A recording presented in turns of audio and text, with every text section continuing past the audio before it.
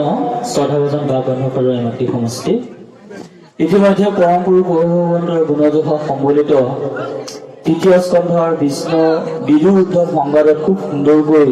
সময়ৰ যি নিৰোধ এই সময়ৰ নিৰোধৰ কথা খুব সুন্দৰকৈ অৱগত কৰাৰ পিছত এহিমতে দিনৰ মানে সৃষ্টি পৰ্বৰ তিয়া থাকে পাছে আহি ৰাত্ৰি পৰ্বৰ তয় অনন্ত মুখৰ হন্তে মহা অগ্নি উঠি পাছে তিনি লোক ক্ষণে পদ হয় যে মনুষ্যৰ তথা এই চাৰিমুখী জীৱৰ কেনেধৰণেনো জন্ম হয় কেনেধৰণেনো জীৱন ধাৰণ কৰে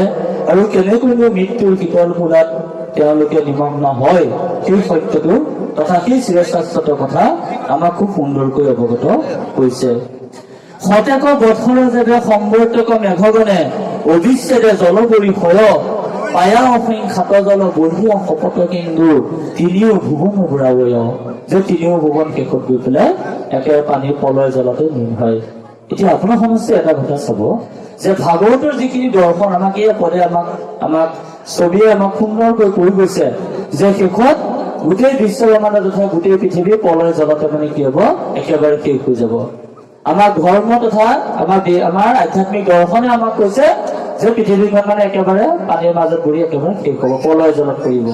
বিজ্ঞানৰ দৰ্শনটো আপোনাৰ সমষ্টিয়ে চাওক যে বিজ্ঞানে আমাক এটা পৃথিৱীখনৰ শেষ পৰিণতিটোৰ কথা খুব সুন্দৰকৈ কৈছে কেনেধৰণে কৈছে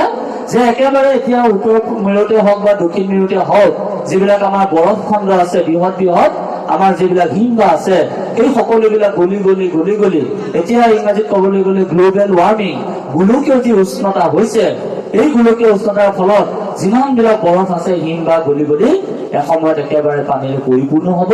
সাগৰ পৃষ্ঠ উষ্ণতা বৃদ্ধি পায় শেষত গোটেই পৃথিৱীখন ধ্বংস হ'ব বিজ্ঞানে যিটো শেষ পৰিণতিৰ কথা কৈছে আমাৰ ধৰ্মীয় আধ্যাত্মিক দৰ্শনেও কিন্তু আমাকে একেটা তত্ত্বই কৈছে জ্ঞান বিজ্ঞান তদং ৰহস্য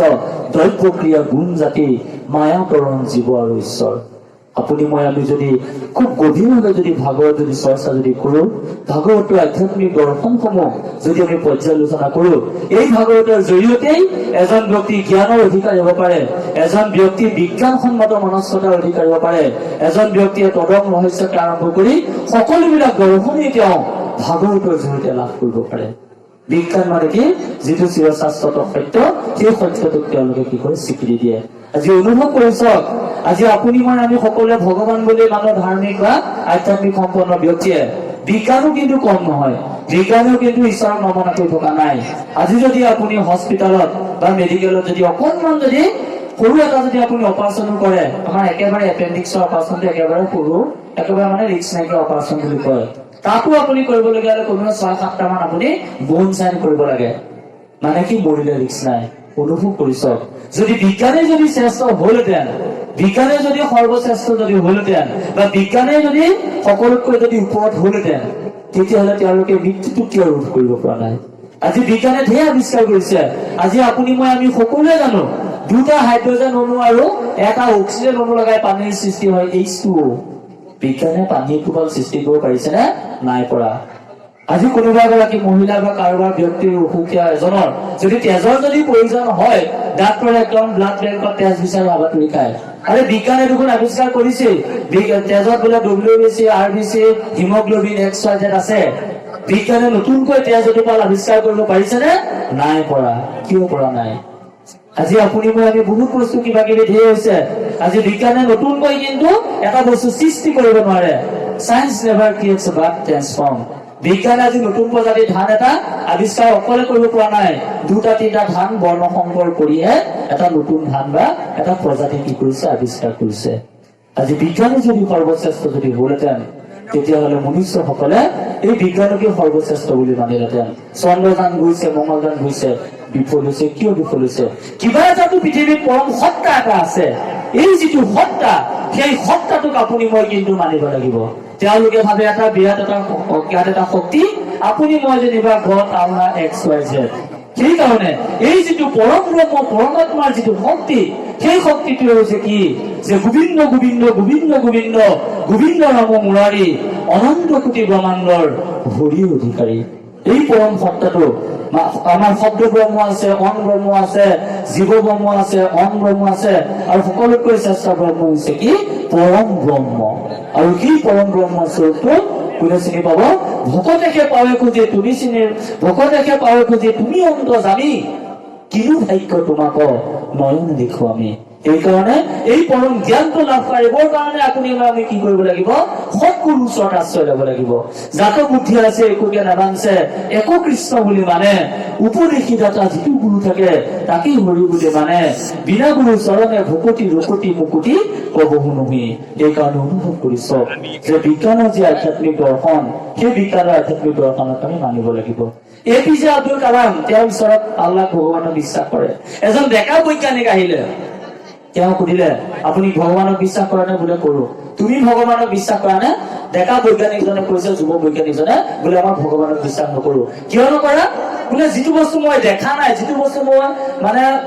চকুৰে চোৱা নাই মই সেই নেদেখা নোচোৱা বস্তুটো মই মানে ভগৱান বুলি বিশ্বাস কৰিব নোৱাৰো এইকাৰণে ভগৱান নাই